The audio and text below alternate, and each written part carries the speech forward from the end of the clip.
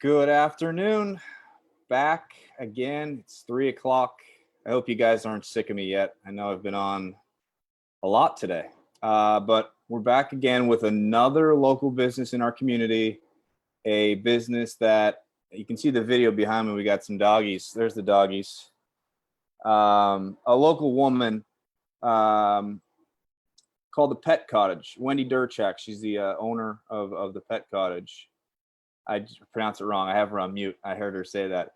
Wendy Derhak of the Pet Cottage.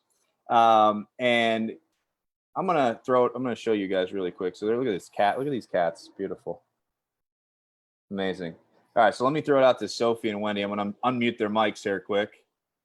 Sorry, Wendy. I said pronounced your name wrong. It's okay. So say it wrong. So we got Sophie. If you can see Sophie below me on the screen here, there's Sophie Schneeberger, a real estate agent, Equifund Property. Say hi, Soph. Hey. And there's Wendy over there. Say hey, Wendy. Hey. All right. So and who's that? What doggy is that? This is Tuffy, actually. Tuffy. Tuffy's a Chihuahua. He's about 10 years old, and he was a veteran's dog. So we've had him here for a little while. So who doesn't love animals? So you know what? So I'm just going to let Sophie take it away. So Sophie, it's on you. All right. Well, Wendy, for people who don't know what the Pet Cottage is, tell me about how it got started and what you're doing. Okay, well, first, before I really tell you about what the Pet Cottage is, I want everyone to take a minute and just think about a pet that they've had in their lifetime. And when they lost that pet, how devastating it was to them. You know that feeling when it's time to say goodbye and you're heartbroken and it's the saddest thing. But now I want you to put yourself in the place of a pet who loses their person. And they don't have anyone to champion for them to make sure that they're going to be okay and taken care of now that they lost their person that they loved so much. So it was with that experience that I had in my life with a senior person that I created the Pet Cottage. My friend Joan, she was a senior lady with 3 cats. She had never married, had no children, no siblings, but she had these 3 cats that she adored. She got an unexpected diagnosis that was pancreatic cancer. And the most important concern of hers at the time was who's going to take care of my 3 cats. And our cats at the time, 2 of them were 17 and 1 was 21 years old. So there's no, they're not going to be easily rehomed, nor are they going to do well in any kind of shelter situation. So that was the birth of the Pet Cottage. I decided, she certainly couldn't be the only one that that has that experience, that these pets get put, go to animal care and control because the senior person passes away or has to go in the hospital. So that was the birth of the Pet Cottage. That's how it got started. But you guys are different from your typical shelter, right? Yes, what we do, we are mission specific. We stay in our lane. What we do is we become guardians for pets who lose their people, specifically to death, disability, and deployment, those 3 things. And guardianship is very different than what happens in traditional shelters or rescues. When we accept a pet into our program, it is promised a home for life, and we follow them for life. We have a guardian network where guardians are carefully vetted and home visits, all those things are done. But then we have what we call fairy godmothers that look in on the pet regularly and also the person. Our guardian network right now, we have 20 guardians in our community that have gotten pets through the Pet Cottage program when people needed their pets to be home because of those situations. And there's all senior people, every one of them. So a lot of them wouldn't have pets if they didn't get a pet through us, because we provide support, not only emotional, but if you fit a certain criteria, then we also continue to pay the pet's medical till the end of its life. But we help people get their pets to the vet if they need it. We'll help them get them to the groomers if they need that. We'll deliver food to them. We'll have medicines delivered to their home. We have volunteers that will help with walking if they need that. So it is a whole lot more than just animals in, animals out. Therefore, we serve less numbers than a rescue or a shelter because they stay in our program. They're in we call it our pack. they're in our pack for the rest of their lives. And it's a really great, we're a great pack. We look out for each other. Our guardians, our volunteers, everyone, we stay connected. And especially, it's interesting with the climate of what's happening, the landscape of what's going on right now, that's become even more important because many of our seniors are, they're home alone. And I can't tell you, I call every day and check on certain ones. We have volunteers doing phone calls, but I can't tell you every single person that I've called, one of our guardians says, I do not know how I'd be getting through this without my pet, without my cat or my dog, because they're by themselves. And so it's a service that it's really win-win-win. We help the person who is leaving and needs to make a plan. We give them assurance that their pet will be cared for. And we promise the pet that it will have a home for life. And then we're able to let a senior that needs a pet in their life have a pet for life. So it's a win-win-win. It's a pretty cool mission. It's really cool. So you guys don't actually have a physical shelter where you're holding these animals then? No, we do not.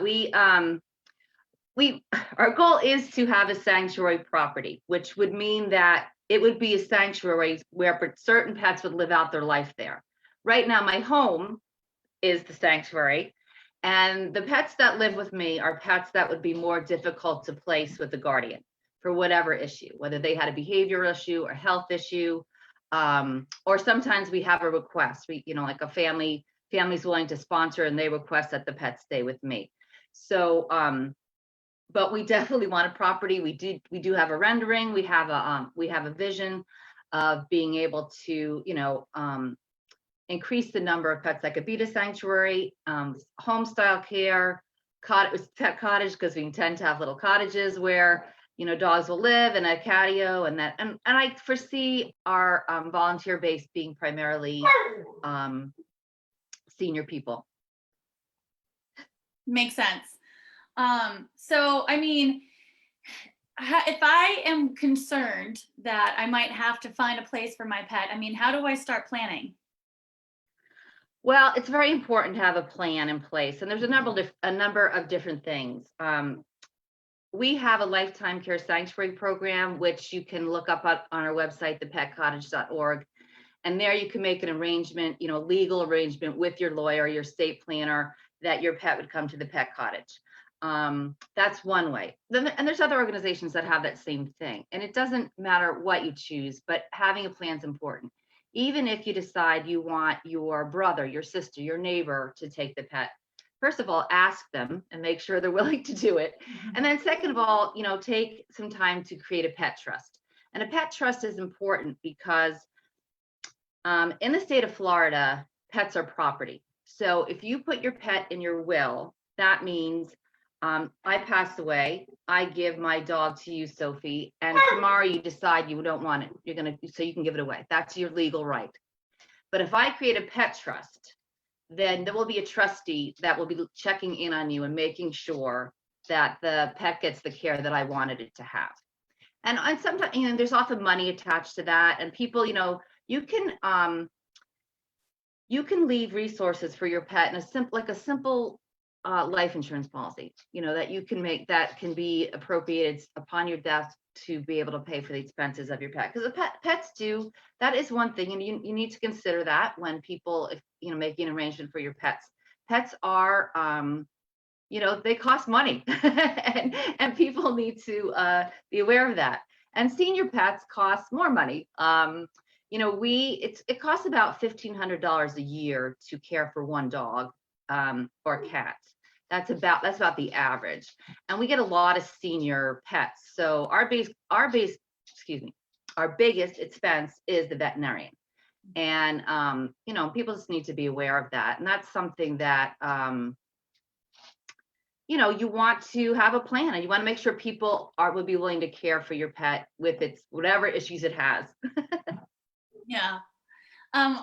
So with your mission being specifically helping animals who lose their humans to disability, deployment, and death, unfortunately, during this time, your mission is more relevant than it ever has been before. Yes. what can people do to help you with this sort of anticipation that there are going to be animals that need to find a new home? How can people get involved? Well, we've put a couple of things in place. Right now, we put together a phone tree that we're reaching out. At least we're making sure that the guardians that are already in our program are being checked in with regularly, so that no one's being, if they need something, if they're worried about their dog, or they just need someone to talk to, we have them all tucked in. We have, a whole base that's doing that. The next thing that you want to do is we're putting together, I'm calling it Guardian Network at the Ready. Meaning that, because I do anticipate in the next 3, 6, 9 months, there's going to be many more pets that lose their people. I know that sounds very sad, but it's like preparing for a hurricane. You want to be ready, and you want these pets to have as little disruption as possible. So what's challenging is typically when someone applies to be a guardian, I do a home, but there's a big process. We do a phone interview, then I go to their home, we do a person-to-person interview, I speak with their vets, their references. We get a lot of detail. I get a good feel for what they're like, their families like, what other pets they have, so I can be a good matchmaker. And that's something that's challenging to do right now because we can't go in people's homes. So what I'm asking people to do is to go to the website and to fill out, it says foster application. We've changed our verbiage just because guardian's more appropriate. But if you fill out an application to be a foster, then I get your information and then I will call you, we'll do a little phone interview, then I'll send you the application to your home. And, and then we kind of go from there.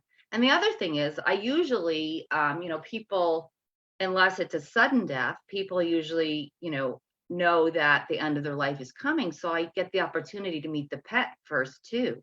So I'm already vet the pet and I'm thinking which of these people that are on our list to be a guardian is a good fit. And that's something I'm not able to do now either. I can't meet the pet. So, it's a little bit challenging and it's going to be, I'm trying to think in terms of matching people almost by like location. Because I don't want people traveling all over the place either, if they're gonna get a pet. Mm-hmm. So, and of course we need resources. We need, we need money to do this work. And we like to support people becoming a guardian. And that is, there is some expense to that too. You provide food, bed, whatever they need. One of the things I want people to know is if you have a pet at home, this is one of the really simple things you can do. Just put a sign up by your front door that says, in case something happens to me, this is where my pet should go with a phone number. Because when an EMT comes into your home, they will do everything they can. If that's there and you say, I have 3 cats or 2 dogs or whatever, and they, let's say you're incapacitated, they will do their best to make sure those pets go to, where you designated. But if you don't have something like that they can easily find, those pets will go to animal care and control. That's what happens. Mm-hmm. So, you want to be really aware of that because it's a simple thing. And even if it's a temporary solution, even if it, maybe your brother doesn't want the dogs for life, at least they would be taken there before the animal care and control. So that's a good little tip for people to know. That is all right, I'm gonna give you another tip. I know, blah blah blah. Okay. No, but another thing that's important to know is that pets are not contagious. They do not carry the virus. They don't get the virus, but they can carry the germ on their fur up to like 4 hours after they have, if someone was petting them that has the virus. So when you're out walking your dog, you should not let someone else pet your dog because they can be asymptomatic. They pet your dog, you go home, you pet your dog. If you were to help someone, and I hope people will consider that, if you're going to help someone by taking their pet into your home, should they need that, you need to wear gloves and give the pet a bath outside of your home before it comes in, so you don't bring the germ with you. Those are important things. Yeah. So if I'm considering, during this time, because I'm home and I've got maybe time to acquaint myself with a new animal, a new pet in the household, if I'm considering this and I don't necessarily want to go to a shelter and pick up a dog, I'm looking for a dog that was loved you know, and I want to reach out to you, you know, how do I do that? And how are you going to help me with the process of bringing this animal into my home in a safe manner?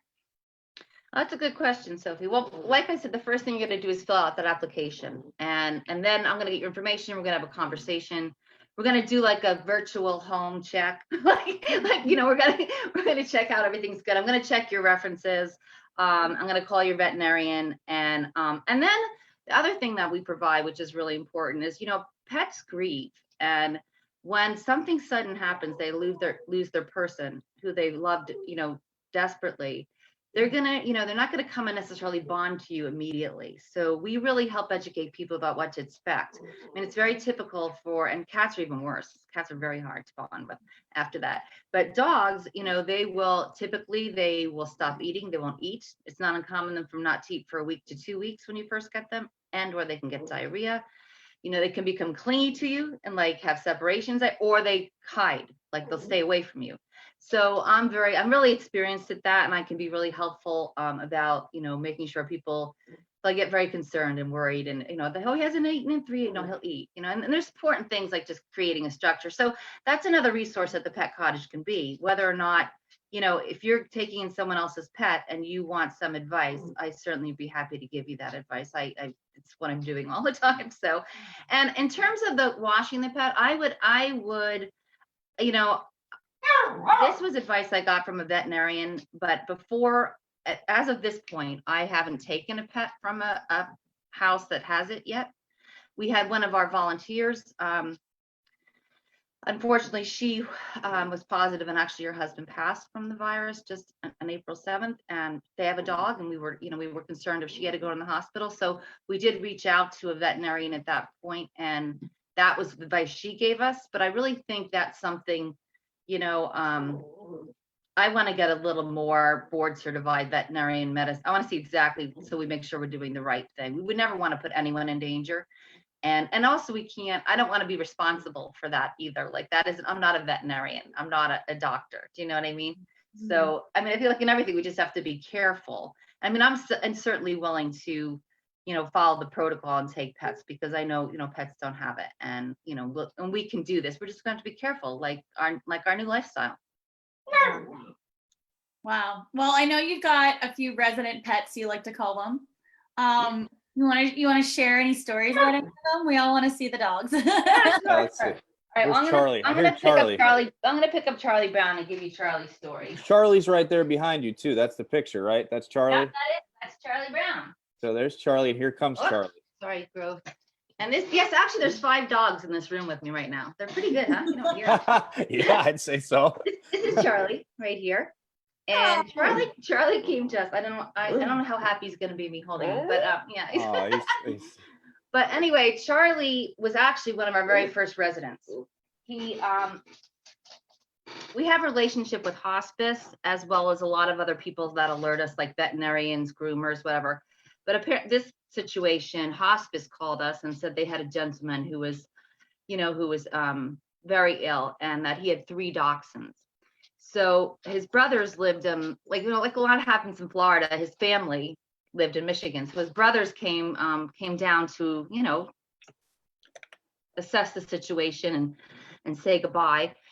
And here they, you know, found these 3 dachshunds, and they're like, oh my gosh. And what had happened is, you know, sometimes when people get ill, they're not able to care for the pet like they always would have. So sometimes, you know, things get situations, you know, just get uncomfortable for the pet, just because, you know, they're not well, so they're not able to walk them, they're not able to do things. So anyway, long story short, I went and met them. There was Charlie and 2 girls. The girls were younger, they're not siblings, but Charlie was in really rough shape because Charlie has what's called Cushing's disease, and the gentleman, you know, was leaving food out for them because he was having a hard time getting in and out of bed. And so with Cushing's disease, dogs will just eat. So Charlie had gotten so fat, he was like a walrus, like he couldn't even walk. He was crazy. And he had very bad teeth, which is old dogs. A lot of old dogs have bad teeth. So he had 9 teeth pulled, and we really thought, you know, he wasn't in good shape. We thought, you know, this one's not gonna make it. So we decided he would stay here with us and become a resident. And that was 6 years ago. So it's very Charlie. exciting. Yes. And he's doing, now he's up there. And actually his 17th birthday is on May 12th. And we're going to have a virtual birthday party for him. So save the date. Yeah. We're going to in do dog years, Charlie how Brown old is birthday. that? How old is he in dog? Is 17 times 7, right? 7, Yep. 49, carry the 4, 114? Wow, you That's did 119, 119, I think. 119 years old. Well, he's up there. I hope that And math is right. 119. he's quite a character. We really made him our mascot. He's really a character, and he goes in a stroller ride every day. He loves this little stroller, and yeah, he's a sweetheart. He's a real sweetheart and adds a lot. And we get a lot of dogs like that come with that were loved dearly, and they come with some sadness because of losing their person, and that's all part of the process. Charlie in the beginning was completely attached to me like Velcro. He still is pretty attached to me. Like, if you want to know where I am in the house, look where Charlie is. And Charlie, we have a new old boy now. Where is he? Grover, come say hi. Come on. Grover? Yeah, Grover. I want to see Grover. He's Like a from big old- Sesame He's a Street, big old Grover? sheepdog. Can you see him? Grover from Sesame Street. There he is. Look at This is Grover. Oh, Grover. And Grover is, whoops, he's gonna fall down. Sorry, buddy. Grover's our newest resident. He's been here about a year now, but he's now the one. He's very attached to me. That's often what happens. They kind of find their safety net, and he's got a fan club actually. His mom passed away suddenly, very, very unexpectedly, suddenly when he was actually with her when it happened. And he got taken to some vet's office and they alerted me. And anyway, he's a sweet, sweet soul. And so I started, looking for a guardian for him. And I thought, this dog will be very easy to place. And then I start getting all these messages from these people on Facebook. I'm like, who are you? They're like, we know that dog. Anyway, long story short, his mom who passed away had been a part of a fan club, a bearded collie fan club. And they are friends from all over the world. Australia, Scotland, California, crazy. So then we started getting packages. And so long story short, that group of women requested that we keep Grover here at the sanctuary, and they support him. They send him food. They donate every month. They make sure that and they like that because they can see him regularly. He's in our videos. Another way you can support us is you follow us on social media. We have a pretty good Instagram following. We have a good Facebook following. And that's always good when you share, like, comment, and you'll get to, I'm doing a lot of Facebook Live now. I feel like I'm doing reality TV, kind of like B-Rob, where, people are getting to know the pets that live here, and they're asking, I want to see more of Charlie, or this one's my favorite, so that's a whole lot of fun. The other thing we do have, if you shop with Amazon, we can be your Amazon Smile charity. That's really helpful too. And we also have a wish list on Amazon. If you want to just help by sending food or litter or whatever it is, that goes a long way. We've been getting packages every day now, which is amazing. And I want people to know those packages, like, remember, we have 20 guardians in the community. We're responsible for 30 animals, not just the animals that live here at the sanctuary. So we divide that up. We send it out, we give it out, we share. We're good sharers. We take care of each other. But those things go a long, long way in helping us, keep our expenses down. So Wendy, once this video is live right now, but it'll live on the site. Can you put, after we're done, we get off here, can you put in the comment section below what you just said about the Amazon wish list and yes, that different stuff, just so people can understand ways they can donate? I'm gonna just pull up real quick. You sent me a bunch of photos the other day, so I'm gonna get my butt out of the shot here, and I want you to, if you can see these photos once I do this, if you can tell me, let me come out of the way, if you can tell me what some of these pictures are. Sure. This is a picture of one of our volunteers. Her name is Monica, and she's filling peanut butter pumpkin kongs and bones. And that's 4 of our dogs. That's the little one, Tuffy, Elvis, Grover, and Tutu. This is Maggie. Maggie's actually Maggie's gone now. Maggie stayed with us when her mom had Alzheimer's, and we helped them be able to keep her because the mom loved her dearly, but the husband had a lot of hard time caring for both. Anyway, we made it possible for Maggie to stay with her mom until her mom passed. And this is Barbara and Tiffy. She actually lives in Mangrove Bay. We do place pets in assisted living facilities that allow that. She's a widow. This is Jesse. Jesse is a 12-year-old black lab that he lost his person. His person actually was an older gentleman, and he was walking him and fell, and the fall resulted in his passing. So we just placed him with the senior couple, and he's doing great. And there I am. You can see how much I love what I do, and I love those babies. That was before we were quarantined. We were at a park. That's Grover again. That's Grover. His story. Grover's about 11, and I have to say he's one of the sweetest souls I've ever met. He's just a gentle guy. And this is Smokey and Simba. And Smokey and Simba, their mom, she was in her 40s. She fell down a flight of stairs while moving, carrying a box, and resulted in physical and mental disability. And she lost everything, her job, her family, her home. It was devastating. But a friend reached out to us about the cats. The cats now live with a guardian who is a widow. She's also a nurse. Thank you for your service. I'm so proud of her. This is Simon. Simon's mom lived in Waterford Point, and she passed away, and the granddaughter couldn't keep him, so she contacted us.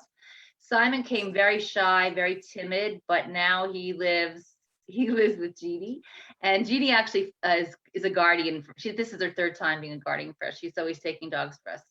And this is Honey Bunny.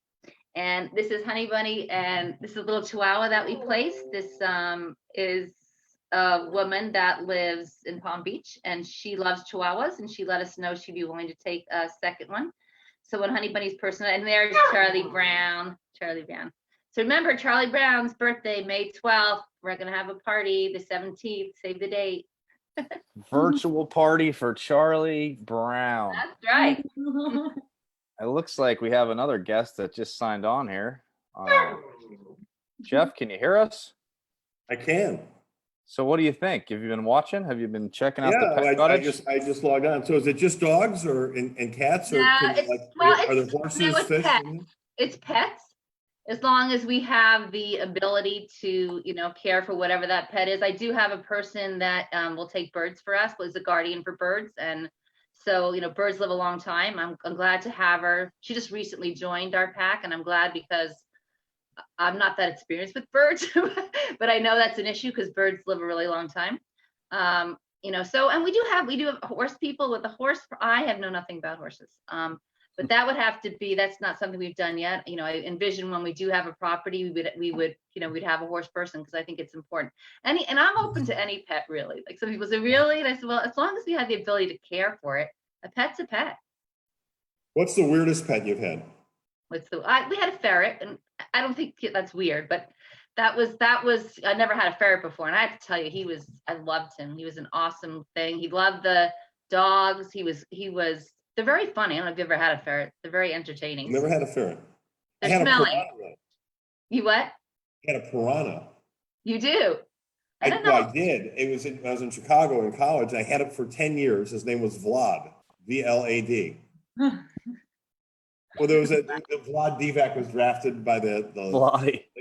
And he was great. And then you got attached to him. So really? Yeah. He was a nice fish. I don't think Wendy's going to be investing in the piranhas. Sorry, right, Wendy? I don't think the piranhas is going to be part of the. Well, it's funny what people can get attached to, and and I think until you know a species, you don't know. You don't really know them. One of the hurricanes, not this one, this last year, the year before, we had a duck that lived on our roof, and it fell into our backyard with all the wind, and it hurt its wing. And, I had many dogs at the time, and they figured out that duck was injured. We wouldn't let them hurt him. And that duck lived in our backyard till it got well enough to fly out. You have a heart. Sarah on our team just had a bird and it was hurt, and she went over to Bush Wildlife, which is amazing. Yeah, it is. They took, but I know people who've had squirrels and all sorts of things over. Or there was a little baby owl in our neighborhood, and someone took the owl over there, and We went there right before me and my daughter, 16, we went to Bush Wildlife, just right when this pandemic thing started. It was right before they closed. And we were talking to an old timer who was there, and there was an alligator there that was brought in. Some kid who hatched found an egg and hatched, and it ended up being an alligator. Then, and then they brought it over there, and it's been there. Oh my God. No, they're awesome. They're wonderful. And the thing about like Bush Wildlife is a sanctuary, and I always try and tell people, like, the Pet Cottage is a sanctuary like bushes. Like, when pets come into our program, they will be with us forever. That's how it works. So, and just trying to get people, I want people to understand how we're different. I mean, rescues and shelters absolutely needed. They have a wonderful mission, but we're just a little bit different than that. In that, we're not a little bit, actually. We're a huge difference in that. We really, our promise is to the pet, and we promise they'll always have a home. I think the work that you've done, Wendy and Sophie, we've done the video with Wendy, I think it was last year. We came to your backyard and had the dogs run around the backyard. And I think it's awesome, the mission that you do. Again, how can people get in touch with you if they're watching this video? How can they call you? Yep, you're absolutely. You can call me, and my number will be there. And the number is on our website too. Our website is thepetcottage.org. We do have a Facebook page. We also have an Instagram page. So you can follow us on all those places. You can call me. You can call me, and I will tell you, it's okay to bug me, because right now, my volunteers aren't allowed here. So I'm running the whole show, and we're trying to do as much as we can virtually. This is literally my third Zoom thing. So I'm going to get good at this. But it's okay to, call me more than once or twice or three times, because sometimes it just gets, I have a lot of balls in the air right now, and it's okay to be bothering me and coming to the front of the line. I don't mind that. How much capacity can you handle? Or what happens, Well, what happens when you get overloaded? Well, right now, because we're a guardian network, it just depends on how many guardians I have at the ready, and every day I'm getting more. So, I have a notebook full of people ready to get a pet from us. I also have people that are in our pack already that are willing to take more in this situation. So it really depends on how many people. In terms of my home right now, I have 6 dogs here. I have a cat, and we have fish, not piranhas, but we have fish. And I typically would have one more. Dog. I usually I'll take a real senior, and and that has health issues. We just lost one a couple weeks ago. And that's something I usually have one that's like high needs, what I would say, that's kind of a hospice. I usually have one of those in my home. But right now I'm trying to keep, space available and be ready for what might come up. Well, I think, Sophie, any other questions for Wendy? No, I was just going to kind of wrap it up and say, you know what, like, first things first, if you're watching this, number one, go and follow the Pet Cottage on Instagram and on Facebook. Got to do it. Just do it. It's nice to see those animals' faces. And if you're shopping on Amazon, add the Pet Cottage as your smile charity. Get it done, because it doesn't hurt you at all, and it throws some money towards Wendy to help her with her mission. And then finally, if you can find it in your heart to bring an animal in and be a guardian, get that application filled out so Wendy can consider you for an animal. Because and if you're not able to be a guardian, you can, it helps. We have a new program called Positively Perry, because our dear pack member passed away with this virus, and we created that to help us be able to have the resources to bring more animals in and help. Like, because what we talked about earlier, it is at expense. Of course, if anyone has a piece of property they'd like to donate for a sanctuary, we'd love that. And always looking to see how we can serve more. Pets serve us, and it's our job to serve them back. In this time, it's really, we have 3. We have 2. There were 2 little rescue kittens they're 13 now. They're brother and sister, and our dog. And you're spending so much time with them, and it's like, I don't know what we would do without them. Right. They're everything. It's so much love for our household growing up, and it's like, it's the best. Well, you know, statistically, they're showing that people that have pets are managing through this pandemic much better than people that aren't. And we've known that in the elderly community anyway. You know, the number one killer of senior people is not heart disease or cancer, it's loneliness. And that's, you know, pets really help with that issue. Well, that says it right there. I'd like to thank you, Wendy, for coming on today and talking with us. And if you guys want to learn more about the Pet Cottage, it's linked on our Facebook page here. You can call Wendy. Her number's on there. She said call her 3 times a day if you'd like. Man, I don't know about that, but that's fine. And one other thing, if you have any real estate needs, Sophie is really amazing. She goes above and beyond for her clients, drives all over town, really cares about what she does. She's a terrific person, really interesting, background in the cruising industry. Has been to every country that you can imagine, and she's just a wonderful realtor. And she has a really cool dog too. I would show him to you, but he's staring out the window at squirrels right now. and Wendy, I'm gonna put the invite for you out there at 5:30 today. I'll be back again, and then we're gonna have a virtual happy hour at 5:30 on Facebook Live with Larry Johnson. He is the essence of Motown, so he's going to be singing some Motown hits for us live on Facebook. So get your glass of wine ready and tune in at 5:30 and maybe sing some of the Motown hits. Was he in the Temptations at one time? I believe we can ask him that. We'll ask him when he comes on, but I believe he's somehow connected with the Temptations. But 5:30. Wendy, thanks again. The Pet Cottage. Thank you, Rob. I appreciate it. Check them out. And Sophie, thank you. Jeff, that's a wrap. See you guys. See you at 5:30. 5:30.